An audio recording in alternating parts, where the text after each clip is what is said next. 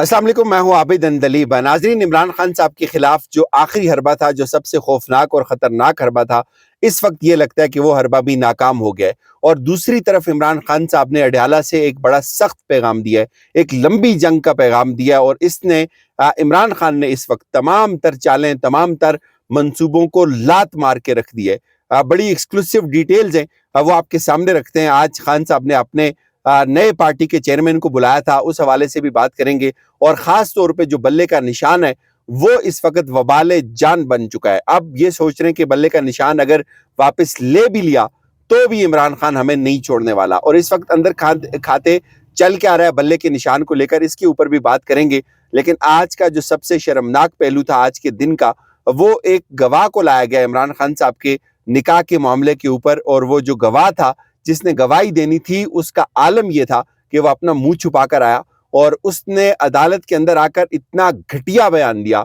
आप यकीन माने कि उसको किसी ने रिपोर्ट तक नहीं किया, कोई रिपोर्ट नहीं कर सका। ऐसी ऐसी बातें की गई इमरान खान साहब को लेकर, बुशरा बीबी साहिबा को लेकर। और इस वक्त आलम यह है कि ऐसी चीजें आ रही हैं सामने, कभी हाजरा की किताब आ रही है, कभी रिहाम खान का इंटरव्यू आ रहा है, कभी हाजरा का इंटरव्यू आ रहा है। और आज इमरान खान साहब के निकाह के ऊपर जो गवाह पास किया है, और गवाह कौन था? गवाह था घर का मुलाजिम।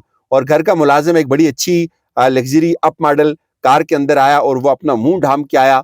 और उसने आकर, वो रटा रटाया हुआ तोता था, उसने आकर वो बातें की जो इंसान के रोंगटे खड़े हो जाते हैं ये बातें सुनकर भी। और हम बहैसियत मुआशरा कहाँ जा रहे हैं, इसका एक बहुत बड़ा अफसोसनाक पहलू ये है कि हमने अपनी तमाम तर इखलाकी इकदार जो हैं उनको पामाल कर दिया। बहरहाल ये चलेगा, आज इमरान खान के साथ हो रहा है, कल दूसरों के साथ होगा। और ये रीत ये पुरानी है और जाने कब से है, और ये बहुत तकलीफदेह, ये नहीं होना चाहिए, इस हद तक नहीं जाना चाहिए। सियासी इख्तिलाफ सियासी महाज के ऊपर लड़े जाएं, सियासी जंगें सियासी महाजों के ऊपर लड़ी जाएं तो बहुत अच्छी लगती हैं। लेकिन हर गुजरता लम्हा इमरान खान को इस सब के बावजूद अगर कोई ये समझता है कि कमजोर कर रहा है तो वो गलती पे है। और हम ये समझते हैं कि ये सब कुछ, ये सारी एफर्ट्स इमरान खान को मजीद मजबूत कर रही हैं, उसको आवाम की नजरों में मजीद मजलूम बना रही हैं, उसका बयानिया ज्यादा मजबूत हो रहा है, वो आवाम के अंदर ज्यादा स्ट्रांग हो रहा है। और आज अभी बकरम साहब ने एक सर्वे किया, सियालकोट से किया, जहां पे ख्वाजा आसिफ ने सब कुछ ख्वाजा आसिफ की मंशा के मुताबिक हुआ। उस्मान डार को उठाया गया, उसकी वालदा फिर मैदान में आई, और वहां पे आज आप सर्वे चेक कर लें, वहां जाकर आपको लग पता जाएगा कि सियालकोट की आवाम इस वक्त किसके साथ है। और उसकी एक सबसे बड़ी वजह यह है जो तहरीक इंसाफ इस वक्त मजलूम है। बहरहाल तहरीक इंसाफ का जो बल्ले का निशान है वो अब वो वाले जान है। एक तो गवाही आई है इनके अंदर से, और वो गवाही किसने दी है? वो इरफान कादर ने दी है। इरफान कादर ने यह कहा है कि बज़ाहिर तहरीक इंसाफ के इंट्रा पार्टी इलेक्शंस के अंदर कोई सुकम नहीं है, कोई गलती नहीं है। और अब ये क्या करने जा रहे हैं? इन्होंने अकबर इस बाबर को उतारा, इन्होंने बाकी जो प्लेयर्स थे उनको फील्ड के अंदर उतारा, और इन्होंने ये कहा कि नहीं जी, इलेक्शन जो है वो तहरीक इंसाफ का बड़ा 2 नंबर हुआ है और इसको कलअदम करार दिया जाए। हैरान कुन तौर पर पूरे मुल्क में इस वक्त 20 से जायद सियासी जमातें इंतखाबी अमल का हिस्सा बनने जा रही हैं।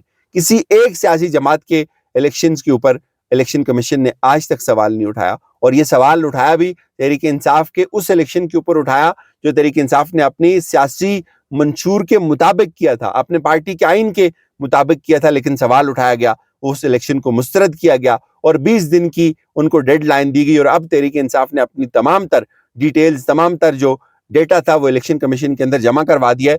और हैरान कुन तौर पर ये सारा का सारा प्रोसेस पिशावर के अंदर किया। उसकी वजह यह थी कि अगर इस्लामाबाद के अंदर करते तो उनको ये लगता था कि आमिर फारूक साहब की अदालत से उनको इंसाफ नहीं मिलेगा, इसलिए वो पिशावर गए। और पिशावर में भी तमाम तर जो कानूनी तकाजे थे उनको पूरा किया गया, एक एक चीज को कैलकुलेट किया गया।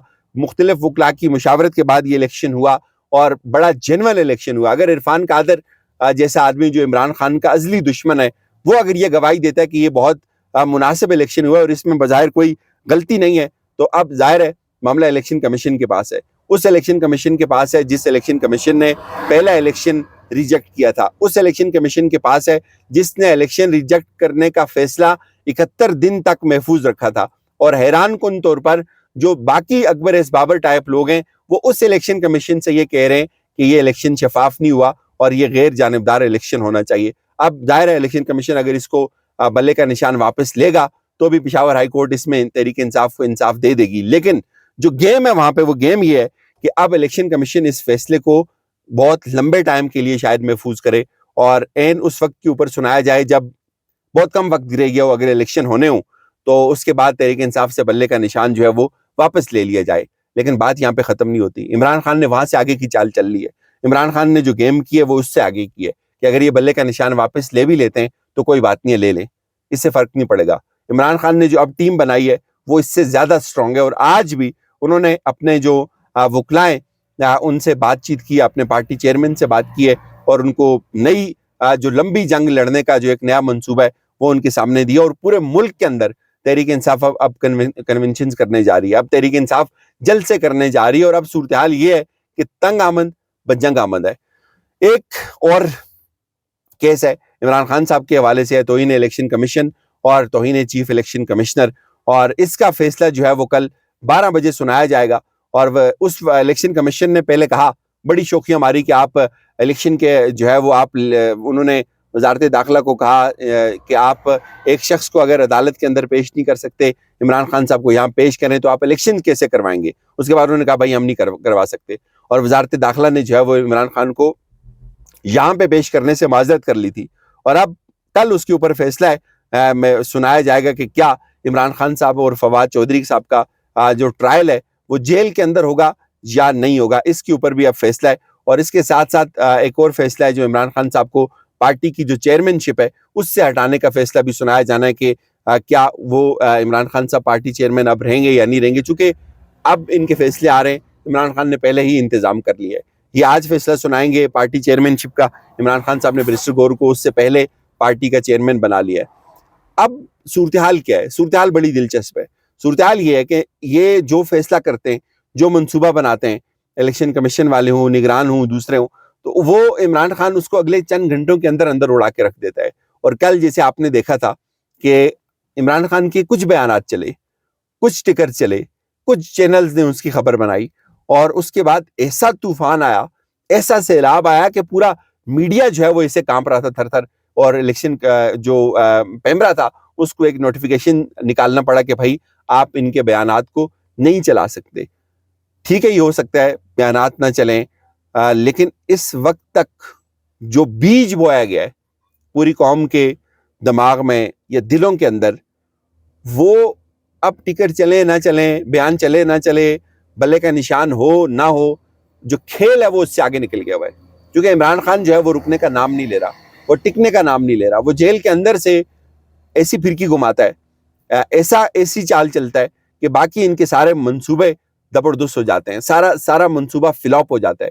تو بھائی اب صورتحال یہ ہے کہ بلے کا نشان لے کر بھی پچھتائیں گے، چھین کر بھی پچھتائیں گے، دے کر بھی پچھتائیں گے. عمران خان صاحب کو پارٹی چیئرمین دے کر بھی پچھتائیں گے، اور اس کو چھین کر بھی اس سے پچھتائیں گے. اور عمران خان نے آلریڈی منصوبہ بنایا ہوتا ہے. یہ اس منصوبے کے اوپر عمل درآمد بعد میں کرتے ہیں. اس سے پہلے عمران خان صاحب جو ہے وہ اس کا کاؤنٹر جو ہے وہ تیار کر چکے ہوتے ہیں. تو اب کھیل بڑا دلچسپ ہونے جا رہا ہے. اگلے کچھ گھنٹوں کے اندر اندر بہت ساری چیزیں واضح ہونا شروع ہو جائیں گی. اور ویسے یہ پالیسی تو بڑی واضح ہے کہ خان صاحب کو جو ہے وہ کارنر کرنا ہے، اور اس کے لیے چاہے اس کی کاسٹ جو بھی ہو. اور دوسری طرف عمران خان جو ہے وہ ہر ایکشن کا توڑ کرنے کے لیے تیار ہے.